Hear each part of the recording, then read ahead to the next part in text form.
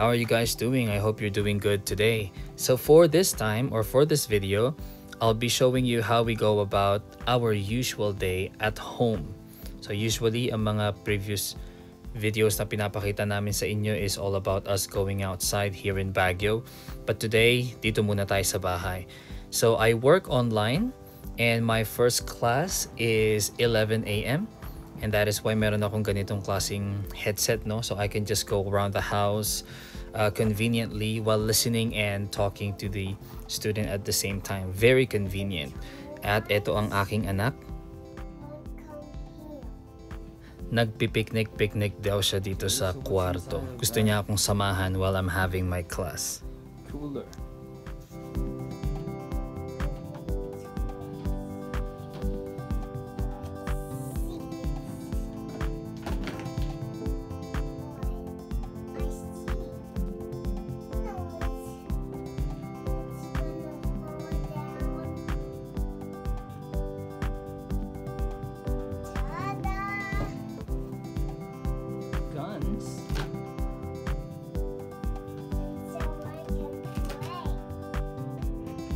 So this is my setup. This is my background. Tela lang po yan na ikinabit ko dyan sa wall. My chair of course, and ito ang aking computer. Maliit lang siya, no? Medyo malaki lang ng konting screen. Pero saktong-sakto, maliit na CPU, keyboard. Of course, meron tayong ring light dyan na malaki, no? And ito yung aking headset charger.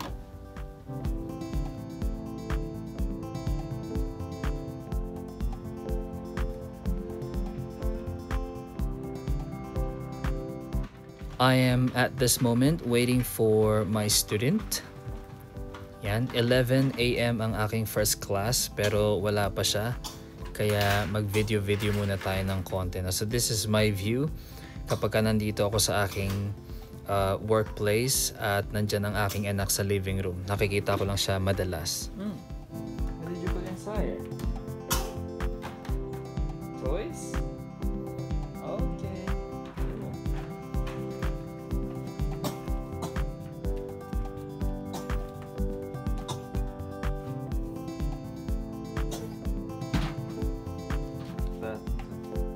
That looks like you're picnicking, huh?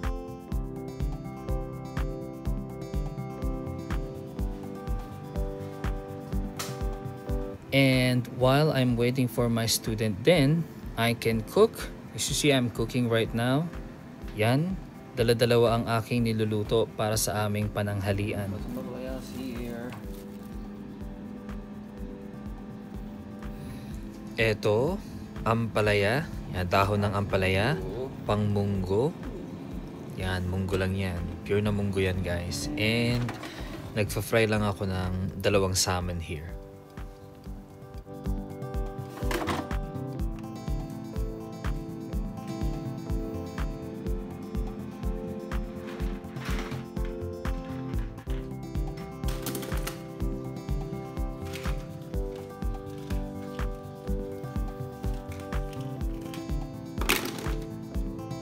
Now that my student is confirmed absent, kailangan na natin pumunta agad sa kusina at tapusin ang mga kailangang tapusin because it's almost 12 p.m.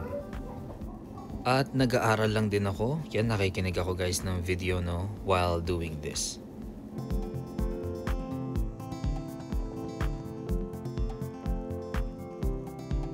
So after ko nga magluto, yan, kain na din kami para hindi kami masyadong malipasan. And after namin kumain, kailangan ko lang din maghugas. Konti lang naman yung huhugasan ko, no? No big deal. Madali lang yan. And usually after that, naglalaro lang din kami ng anak ko. Yan. So, kung ano-ano yung ginagawa niya, guys.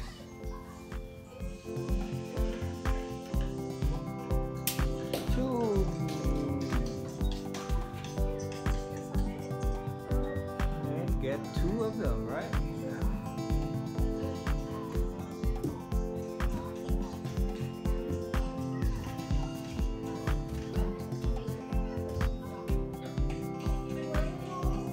More? Maybe. Look for it.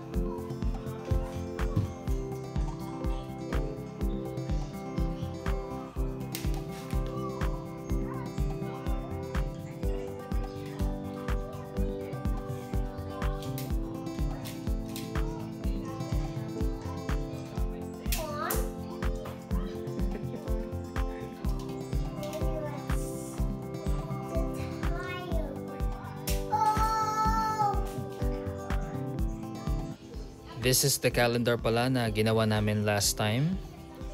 Yan, natapos na namin. Nakulayan nyo na din yung iba. At nagmamark na din siya. So sinulat-sulatan ko na rin to guys ng mga something or activity na pwede namin gawin. Ano? And meron doon nakalagay picnic. Pero titignan pa namin kasi wala pa yung mat na inaantay namin up until now. So you can't. Is that a robot?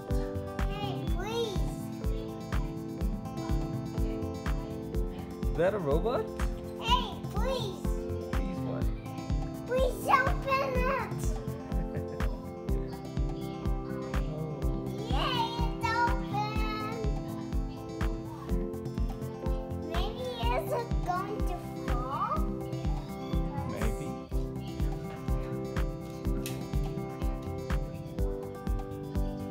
Stop! It didn't fall, bro. Just think. Get another one. Look for another bullet. Look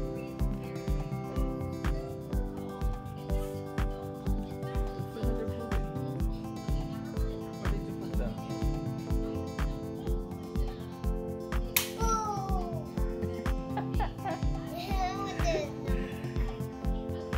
It's invincible. It's so strong.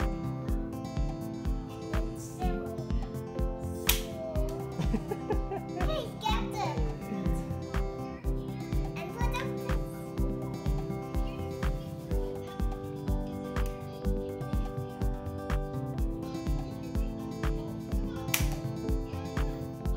Look, so strong.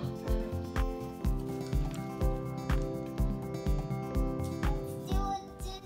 What does Ayan, at dahil nga hindi niya mapatumbang kanyang target, chechenelasin niya na guys. Oops. That's enough.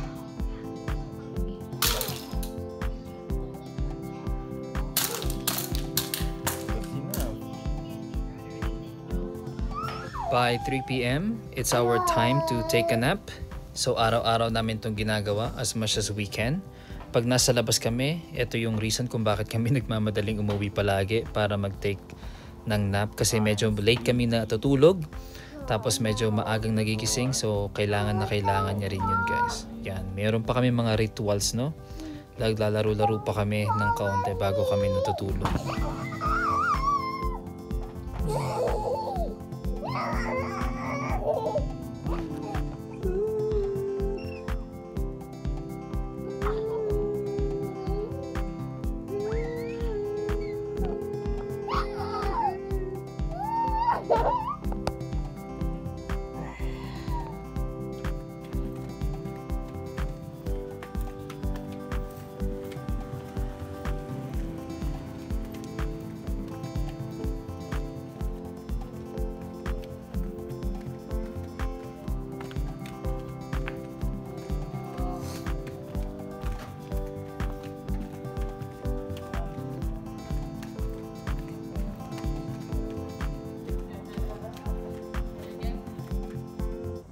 Yan, so bumili ulit kami ng tubig and kasama ko ulit ang aking anak kasi ayaw niyang magstay sa bahay lang.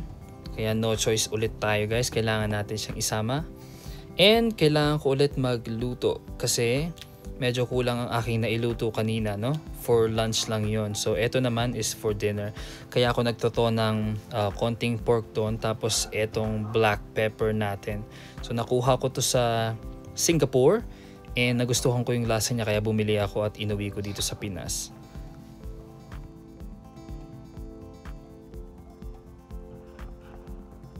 Of course, work pa din.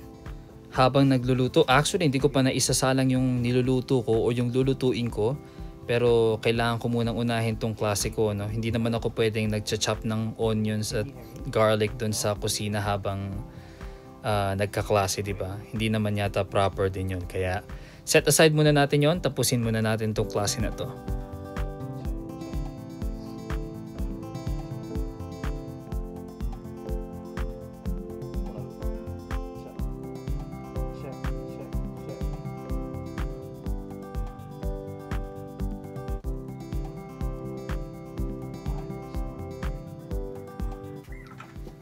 Yan. And saka natin balikan ang ating trabaho dito sa kusina. Kailangan nating bilisan ng konti kasi meron lang akong 10 minutes. Actually, this is around 7 minutes na lang na mag-prepare at mag-ihain nitong mga to, no? Kasi medyo nag-overtime ako kanina sa aking klase. Pero no problem, mabilis lang to. Kailangan ko lang isalang at kailangan ko lang iwanan yan dito and I'll go back to my class again.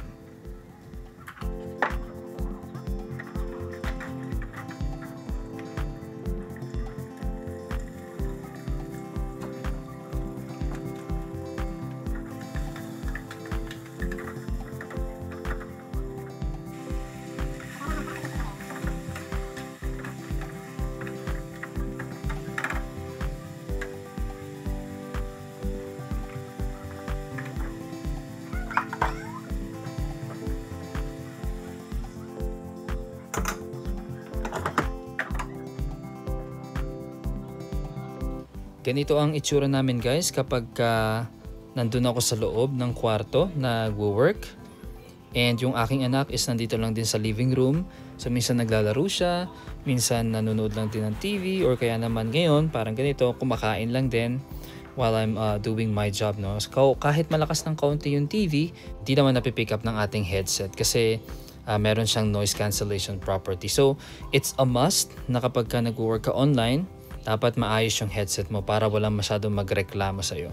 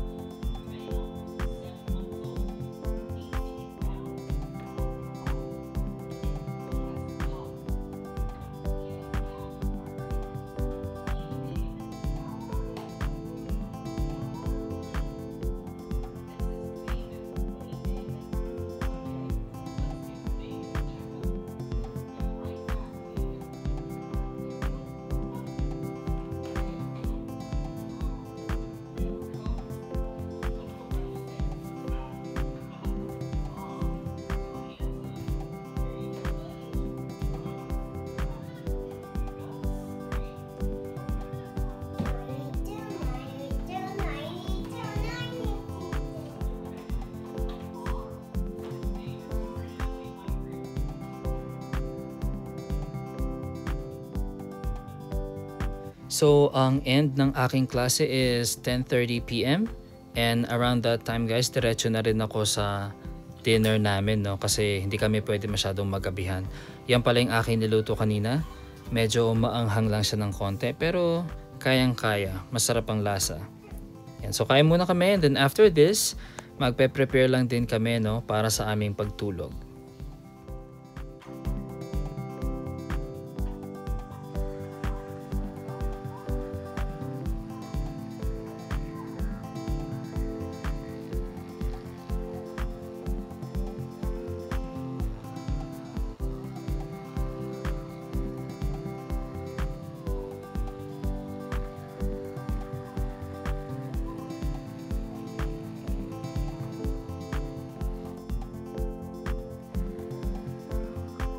After that, pwede siya maglaro ng toys niya for a bit habang inaantay niya ako matapos.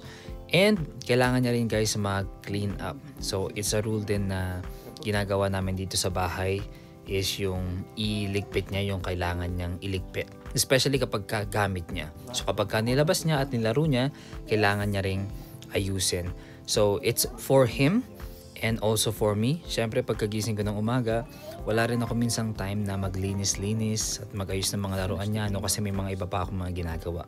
And part of our routine then is yung pagbabasa ng libro every night.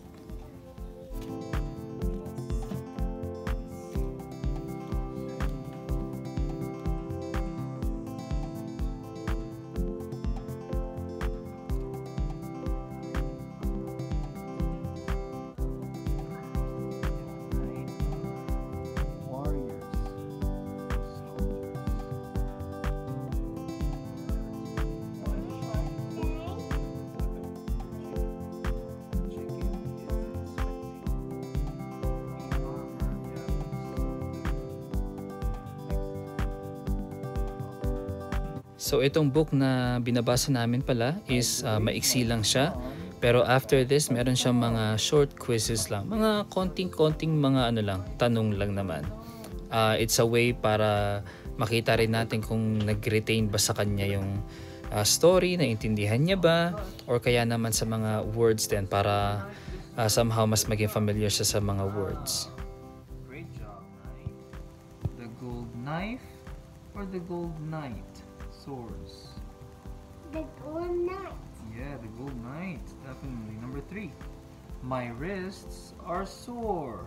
My wrists are sure. Which one? My wrists are sore. Okay. The silver knight, the shiver knight. Which one? Is it shiver knight or silver knight?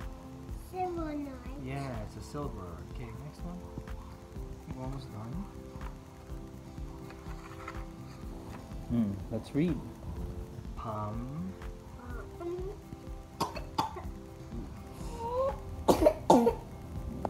Palm. Half. Half. Wrist. Wrist. Wriggle. Wiggle. Numb. No. Thumb. Thumb. Thumb. Thumb. One more time. Thumb. Thumb. Thumb. Thumb. Thumb. Thumb. Like this, bro. Look at me. There. Thumb. Stick out your. Thumb.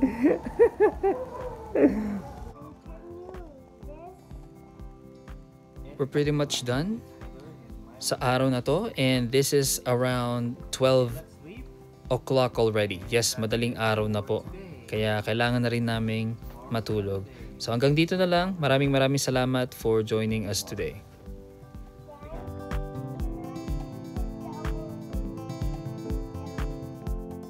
Thank you for watching. Subscribe our channel.